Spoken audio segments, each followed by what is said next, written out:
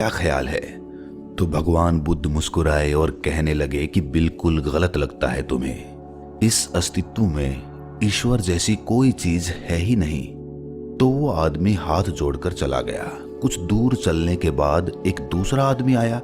उसने बुद्ध से पूछा कि बुद्ध, मैं कई दिनों से परेशान हूँ। मुझे लगता है कि ईश्वर की बातें सभी बकवास हैं। तो बुद्ध हंसे और बड़े प्रेम से कहा, तुम्हें बिल्कुल गलत लगता है। इस अस्तित्व में सिर्फ ईश्वर ही है और कुछ नहीं। जरा देखो तो, आंख बंद तो करो, खोजो तो। इस उत्तर को सुनकर उनके शिष्य आनंद और स्वास्थ्य आश्चर्य में पड़ गए कि एक ही सवाल और दो उत्तर। अब शाम हो गई थी। बुद्ध विश्राम के लिए रुक गए। तभी एक आदमी घबराया हुआ आया और बुद्ध के पास आकर जोर से कहा कि बुद्ध, क्या ईश्वर है कि नहीं? मैं परेशान हूँ, मैं खोज रहा हूँ, मार्गदर्शन करें। तीसरे आदमी के सवाल पर बुद्ध चुप रहे, कुछ नहीं बोले।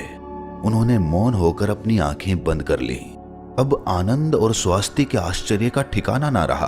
वो सोचने लगे कि एक जैसे तीन सवाल और अलग अलग जवाब। उन दोनों को बुद्ध की ये चुप्पी हैरान कर गई। आदमी के जाते ही आनंद ने उनसे पूछा कि सुबह जब उस पहले व्यक्ति ने पूछा था तो आपने कहा कि हाँ, दोपहर में जब दूसरे आदमी ने कहा तो आपने कहा कि नहीं, और शाम को आप मौन रहे। भगवान, तीन आदमी एक ही तरह के सवाल लेकर आए, लेकिन मैं हैरान हूं कि आपने तीनों को अलग अलग जवाब दिए। मुझे कुछ समझ में नहीं आ रहा है। तो भगवान बुद्ध मुस्कुराए और कहने लगे कि आनंद, जो पहला व्यक्ति आया था उसने मान लिया था कि ईश्वर है, तो मैं उसकी मान्यता को मिटा देना चाहता था कि वो खोजना शुरू करे। ईश्वर है ये मानकर बैठ ना जाए, वो सत्य तक पहुंचे और उसका अनुभव करे। और दूसरे व्यक्ति ने भी मान लिया था कि ईश्वर की बातें कोरी बकवास हैं। मैंने उसकी धारणा को भी मिटा दिया ताकि वो भी खोजे कि ईश्वर है कि नहीं। और तीसरा आदमी अभी संशय में था, वो खोज रहा था, इसीलिए मैं मौन रह गया। यहाँ पर मौन रह जाना ही उचित था। दोस्तों, भगवान बुद्ध के बारे में ये प्रचलित था कि वो किसी भी प्रश्न का जवाब सीधे सीधे नहीं देते थे। उनके जवाब रहस्य से भरे होते थे। तो थोड़ी देर सुनने के बाद उनके शिष्य स्वास्थ्य ने कहा कि मुझे ईश्वर के बारे में आपसे सुनना है। कृपया कर आप मुझे बताएं कि ईश्वर है कि नहीं। आप ईश्वर को मानते हैं कि नहीं? और इसके साथ ही मैं आपसे अनुरोध करता हूं कि आप मेरे इस प्रश्न का सीधा सीधा उत्तर दें। तो भगवान बुद्ध मुस्कुराए और कहा कि ठीक है, मैं उत्तर देता हूं, पर उससे पहले मैं तुमसे कुछ पूछना चाहता हूं। पहले इन प्रश्नों का जवाब तुम मुझे दो। स्वास्थ्य ने कहा कि बिल्कुल बुद्ध, आप पूछिए। तब बुद्ध ने पूछा कि तुम सूर्य को मानते हो? तब स्वास्थ्य ने बुद्ध की तरफ आश्चर्य से देखा और कहा कि बुद्ध, ये किस प्रकार का प्रश्न है? ये तो कोई बालक भी बता देगा। सूर्य तो साक्षात प्रकट होता है, सबको प्रकाश और ऊर्जा देता है। हम सभी का जीवन उसी पर आधारित होता है, वो तो साक्षात है। तो भगवान बुद्ध ने कहा, जिस प्रकार सूर्य साक्षात है तो उसे मानने का कोई प्रश्न ही नहीं उठता। फिर ईश्वर है कि नहीं, ये प्रश्न क्यों उठा? इसका तो यही अर्थ है कि तुम्हारे मन में ईश्वर को लेकर संदेह है, क्योंकि ईश्वर सूर्य की भांति प्रत्यक्ष नहीं है और तुम भी ईश्वर को बुद्धि से ढूंढने निकले हो। बुद्धि केवल उन्हीं बातों को मान पाती है जो उसे प्रत्यक्ष रूप से दिखाई पड़ता है, और ईश्वर कभी भी प्रत्यक्ष रूप से तुमको दिखाई नहीं पड़ेगा। और अगर दिख भी गया तो वो ईश्वर नहीं होगा। ईश्वर को मानते हैं कि नहीं मानते, असल में ये प्रश्न ही गलत है। और गलत प्रश्न का सही उत्तर भला कैसे दिया जा सकता है?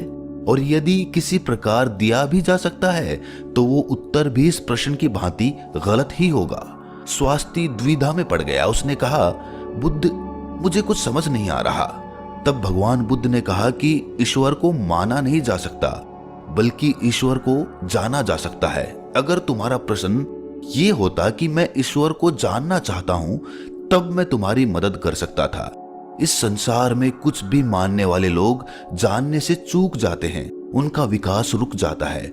जिनका स्वयं का कोई बोध नहीं होता, वो सत्य क्या है कभी नहीं जान पाते। जान केवल वही पाता है जो निरंतर खोज रहा है। जानने की यात्रा थोड़ी मुश्किल है, लेकिन मानना बहुत आसान है। मानने में ना कोई खर्च है, ना कोई परिश्रम। किसी ने कह दिया, किसी ने आपको समझा दिया, बुद्धि संतुष्ट हो गई और आपने मान लिया। लेकिन मानकर रुक जाने वाले लोग इस संसार के सबसे अभागे प्राणी हैं। बोध के बिना ज्ञान व्यर्थ होता है। तो अगले दिन सुबह वही जिज्ञासु जिसके प्रश्न पर बुद्ध शांत मौन हो गए थे फिर से आए और उसने बुद्ध से प्रश्न किया कि हे बुद्ध, आप शाम को मौन हो गए थे। मेरे जीवन का एक ही लक्ष्य रहा है कि ईश्वर को खोज लूं, वो कहाँ है, कैसा है, उनसे ब्रह्म ज्ञान की प्राप्ति कर लूं। और मैंने सुना है कि आपको ब्रह्म ज्ञान उपलब्ध हुआ है तो आप अवश्य ही ईश्वर से मिले होंगे। तो क्या आप ईश्वर की खोज में मेरी सहायता नहीं करेंगे? तो बुद्ध ने कहा, जिसे तुम खोज रहे हो उसे तुमने कहां कहां खोजा? तो वो जिज्ञासु बोला, बुद्ध, मैंने सभी तीर्थ, सभी मंदिर और पूरी दुनिया का भ्रमण किया। यज्ञ, हवन, बड़े बड़े अनुष्ठान सब पूरे किए। मैंने वो सभी कार्य किए जो मुझे ईश्वर प्राप्ति के लिए कहे गए थे, लेकिन फिर भी मुझे आज तक ईश्वर नहीं मिले। तब मुझे किसी ने बताया कि आपको परम ज्ञान उपलब्ध हुआ है, इसका मतलब आपने ईश्वर को जरूर देखा होगा। तो क्या आप मेरी सहायता करेंगे? बुद्ध ने कहा, मेरा एक सफेद मोती खो गया है, मैं उसी को खोज रहा हूं। क्या तुम मेरी सहायता कर सकते हो? वो जिज्ञासु बोला, हाँ, मैं बिल्कुल कर सकता हूं। मैं अभी आपका मोती खोज कर दे देता हूं। वो मोती ढूंढने लगा। धीरे धीरे समय बीतता जा रहा था। काफी समय ढूंढने के बाद भी मोती नहीं मिला। तो वो बुद्ध के पास गया और बोला, मैंने बहुत ढूंढा लेकिन वो मोती मुझे नहीं मिला। ये सुनकर बुद्ध ने कहा कि वो मोती अगर तुम मुझे ढूंढ कर दे दोगे तभी मैं तुम्हारी कोई सहायता करूंगा। क्या तुम्हें तुम्हारे सवालों का जवाब नहीं चाहिए? तो वो जिज्ञासु फिर से मोती ढूंढने लगा, लेकिन काफी समय बीत जाने के बाद वो बुद्ध के पास आकर बोला कि आप ठीक से याद करके बताइए कि मोती कहाँ खोया था। तो भगवान बुद्ध ने मुस्कुराते हुए कहा, वो मोती तो मेरी कुटिया में खोया था। तो वो आदमी बहुत झुंझला गया और कहने लगा कि आप मुझे मूर्ख बना रहे हैं। आप केवल ज्ञानी होने का ढोंग करते हैं। आपको इतना नहीं पता कि जो चीज कुटिया में खोई है वो बाहर कैसे मिल सकती है? वो कुटिया में ही मिलेगी। आपको उसे वहीं खोजना चाहिए था। तो बुद्ध मुस्कुराते हुए बोले, मैं भी तो तुम्हें यही समझाना चाहता हूं। जो चीज तुम्हारे भीतर खो गई है वो चीज तुम्हें बाहर कैसे मिलेगी? तुम कई वर्षों तक बाहर खोजबीन करते रहे, लेकिन एक पल के लिए भी तुमने अपने भीतर खोजा? अपने अंदर खोजो, तब तुम्हें ज्ञान मिलेगा। ये सुनकर जिज्ञासु बोला, हे बुद्ध, आपकी बात तो मैं समझ गया, लेकिन अभी भी मैं ये नहीं समझ पा रहा हूं कि मैं अपने अंदर क्या खोजूं। बुद्ध बोले, तुम अपने ईश्वर को खोजना चाहते हो ना, पर क्या तुमने कभी अपने आप को खोजा है? जिज्ञासु बोला, बुद्ध, मैं अपने आप को जानता हूं। मैं अपना नाम, पद, काम, परिवार, जब से मैंने जन्म लिया है तब से ये सभी चीजें जानता हूं। मैं कुछ भी नहीं भूला हूं। तो फिर मुझे और क्या जानने की जरूरत है? मैं क्या जानूं? तब बुद्ध ने कहा, अभी बताओ, इस समय तुम्हारे सबसे नजदीक कौन है? जिज्ञासु बोला, इस समय तो आप ही मेरे नजदीक हैं। बुद्ध ने कहा, उससे भी ज्यादा नजदीक कौन है? उसने कहा, आपसे ज्यादा नजदीक तो हवा है। बुद्ध ने कहा, हवा से ज्यादा नजदीक क्या है? जिज्ञासु सोचकर बोला, हवा से ज्यादा नजदीक तो मेरे वस्त्र हैं। तब बुद्ध ने कहा, और इन वस्त्रों से ज्यादा नजदीक क्या है? तब जिज्ञासु बोला, इससे ज्यादा नजदीक तो कुछ भी नहीं है। तब बुद्ध ने कहा, अपनी आंखें बंद करो, बिल्कुल शांत होकर अपने भीतर खोजो, तुम्हारे भीतर क्या है। विचारों को हटा दो और ध्यान दो, तुम्हारे नजदीक क्या है। थोड़े समय बाद बुद्ध उससे पूछते हैं, तुम्हारे सबसे नजदीक क्या है? जिज्ञासु बोला, पहले ऐसे लगा मेरी सांसें मेरे सबसे ज्यादा नजदीक हैं, लेकिन धीरे धीरे मेरी सांसें मुझसे दूर होती चली गईं। फिर मुझे लगा कि मेरी दिल की धड़कन मेरे सबसे ज्यादा नजदीक हैं, और वो भी धीरे धीरे मुझसे दूर हो गई। मैं खुद से ही दूर हो गया। मुझे अलग अनुभव हुआ, मैं कहीं नहीं हूं फिर भी हूं। बुद्ध, मैं इस चीज को अभी भी नहीं समझ पा रहा हूं, ये क्या है? बुद्ध मुस्कुराए और कहने लगे कि अब तुम सही खोज कर रहे हो। शीघ्र ही तुम्हें तुम्हारा मोती मिल जाएगा। वो जो तुम्हें समझ नहीं आ रही थी वो समझ आ जाएगी। ये सुनकर जिज्ञासु ने बुद्ध से अपनी अभद्रता के लिए माफी मांगी और उनका आभार व्यक्त किया कि आपने मुझे ज्ञान का रास्ता दिखाया। तो ईश्वर को मानो नहीं, जानो। जब तुम ईश्वर को जान जाओगे, उसका स्वाद चख लोगे, तब तुम भी उस बात को किसी को बता नहीं पाओगे, उस ईश्वर की सीधी व्याख्या नहीं कर पाओगे, लेकिन दूसरों को ईश्वर का स्वाद चखाने में मदद कर सकोगे। बुद्ध तत्व संबंधित प्रश्न जैसे ईश्वर व आत्मा, इनसे संबंधित प्रश्नों से बचा करते थे, उनका उत्तर नहीं देते थे। और अगर कहीं विवशता पड़ी, उसका उत्तर देना पड़ा, तो वो उदाहरण के माध्यम से समझाने का प्रयास करते थे। जिन्होंने भी ईश्वर का वर्णन किया, उनके अनुयायियों ने अलग अलग समुदाय बना लिए और अपने ईश्वर को सही और दूसरे के ईश्वर को गलत मानने लगे। बुद्ध इस बात को जानते थे, इसीलिए कई बार उन्होंने ईश्वर को नकारा था।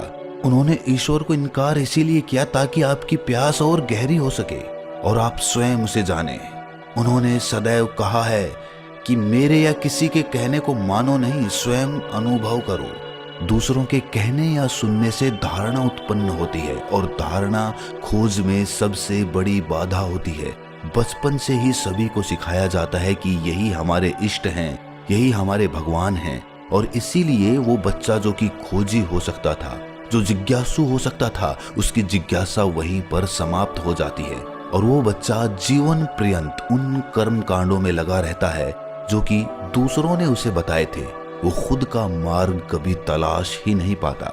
और यही धारणा पीढ़ी दर पीढ़ी हर धर्म में चली आ रही है और इसीलिए ईश्वर को तलाशने वाले लोग बहुत कम बचे हैं। बुद्ध हमेशा कहते थे कि मानना तो बहुत आसान है, किसी ने कहा और आपने मान लिया, इससे आपकी खोज हमेशा के लिए समाप्त हो गई। अगर आपको सच में खोजना है तो उसके लिए आपके मन में संशय होना चाहिए। संशय होगा तभी सवाल उठेंगे और सवाल उठेंगे तभी आप किसी को जान पाओगे। वो तो सारी धारणाओं से परे है, क्योंकि धारणा बुद्धि का ही अस्तित्व होता है और बुद्धि से उसे कभी जाना ही नहीं जा सकता। अगर उसे जानना है तो बुद्धि के पार जाना होगा और बुद्धि के पार जाने के लिए आपको अपनी धारणा यहीं पर मिटा देनी होगी। हम अपनी पहचान अपने धर्म, अपने नाम, अपने कुल या अपने परिवार से करते हैं, लेकिन ये सारी पहचान ऊपरी होती है, बाहरी होती है, दुनिया के लिए होती है। लेकिन भीतर से जब हम खुद को झांकते हैं, खुद को पहचानने का प्रयास करते हैं, तो हम ये पाते हैं कि हम खुद से ही अनजान हैं, हम खुद को पहचानते ही नहीं हैं। मैं कौन हूँ? यही सवाल अपने आप से बार बार पूछने पर आप अपने भीतर उतरते हैं। रमण महर्षि, जो कि एक बहुत बड़े दार्शनिक हुए हैं, बहुत बड़े संत हुए हैं, वो यही ध्यान अपने शिष्यों से करवाते थे। अपने आप से सवाल करो, अपने मन में ये सवाल उठाओ कि मैं कौन हूँ, मैं कौन हूँ। और बार बार जब हम ये सवाल अपने आप से पूछते हैं तो हम अपने भीतर उतरते चले जाते हैं, जहाँ पर हमें अपने वास्तविक स्वरूप के दर्शन होते हैं और वहीं पर हमें परमात्मा या फिर भगवान के दर्शन प्राप्त होते हैं। ईश्वर वहीं पर बसता है। तो दोस्तों, कैसी लगी ये व्याख्या आपको? कमेंट सेक्शन में जरूर बताना।